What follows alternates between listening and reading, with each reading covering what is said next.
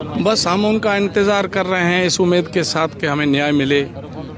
और बाकी तो हालात का सारा आपको मालूम है, जो 10-15 दिन से यहाँ बॉर्डर इलाके में जो कुछ हो रहा है वो सारा आपको पता ही है, मालूम है, मीडिया के स्तर पर आपको सारा मालूम है। हम तो ये आस करके बैठे हैं कि भाई हम तो हिंदुस्तानी हैं, हिंदुस्तान के लिए कुर्बानी देने के लिए तैयार हैं। आज नहीं, हमारी कई पीढ़ियाँ यहाँ से रह चुकी हैं। कभी गद्दारी का कोई हमारे से सबूत नहीं मिला किसी को। वफादारी के साथ हम पेश आए। हमने सबसे पहले अपने वतन को अहमियत दी और हमारा मज़हब और धर्म ये सिखाता है, हुब्बुल वतन मिन शोअबिल ईमान। अगर हमारे अंदर ईमान है तो वतन से मोहब्बत पहले सबसे पहले शर्त है। तो हम तो हमेशा, हमारी पीढ़ियाँ वतन से मोहब्बत करती आई।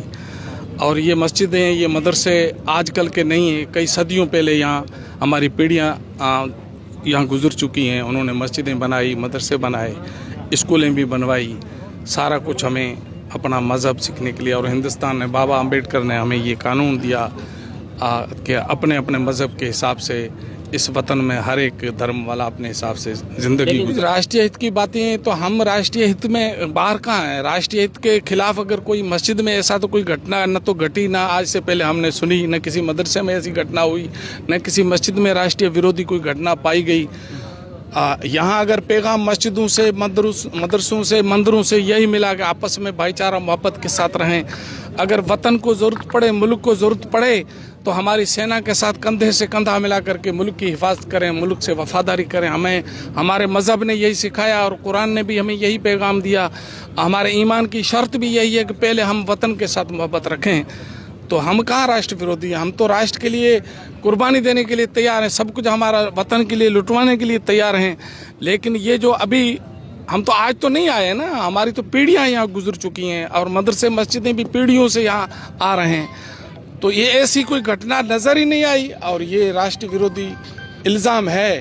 पहले तो इल्ज़ाम को साबित तो करते हैं कि भाई किसी मस्जिद में ये पाया गया वतन के खिलाफ या देशद्रोही, देश के खिलाफ, राष्ट्र के खिलाफ ऐसी घटना पाई गई।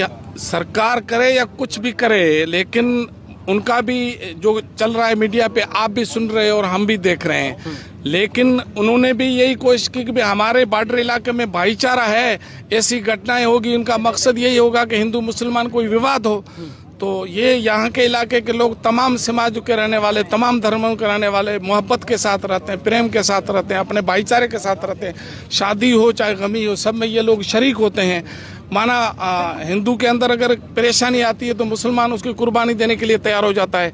अगर किसी मुसलमान परेशानी में होता है तो हिंदू भाई उसके लिए कुर्बानी देने के लिए तैयार हो जाता है। यहाँ तो भाईचारा, माना एक बाप की औलाद के हिसाब से चलते हैं और इंसानियत के नाते से हर एक की मदद करते हैं। और जब वतन के ऊपर कोई मुसीबत आती है तो हमारी सेना के साथ कंधे से कंधा मिला करके वतन पर कुर्बानी देने के लिए तैयार हो जाते हैं। ये साहब, अब वो मंत्री साहब हैं, एमपी साहब रह चुके हैं, उनका दिमाग, उनकी समझ अलग तरह की है।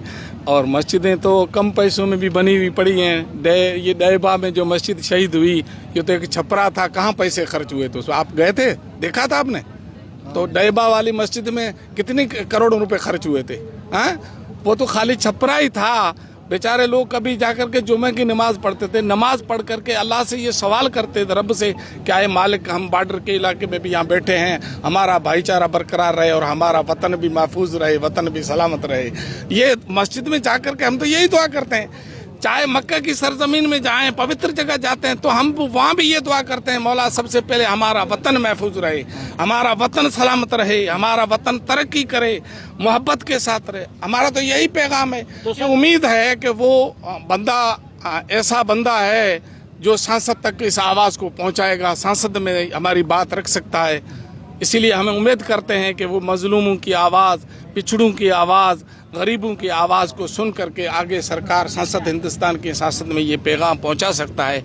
इस उम्मीद के साथ, हमने कोई बुलाया नहीं है, उन्होंने ये सुना मीडिया के स्तर पे और उनको ये मालूम हुआ कि हमारे हिंदुस्तान के बॉर्डर के इलाके में जो हिंदू मुसलमान कई सदियों से प्रेम के साथ रहते हैं, उनके साथ ज़्यादती हुई है। इसलिए मैं उनके दुख में जाकर के, उनके हालात से मुतनबा होकर के वो बात मैं दर्द भरी संसद, हिंदुस्तान की संसद में रखूं। इसलिए वो आ रहा है। हमने तो उनको बुलाया नहीं है, लेकिन नाम उनका सुना है और कभी कभी उनकी मीटिंग में हम ज़रूर शरीक हुए हैं। वो बंदा यकसुकन है, हमें उम्मीद है कि ये हमारे आवाज़ को संसद तक पहुंचाएंगे और हमें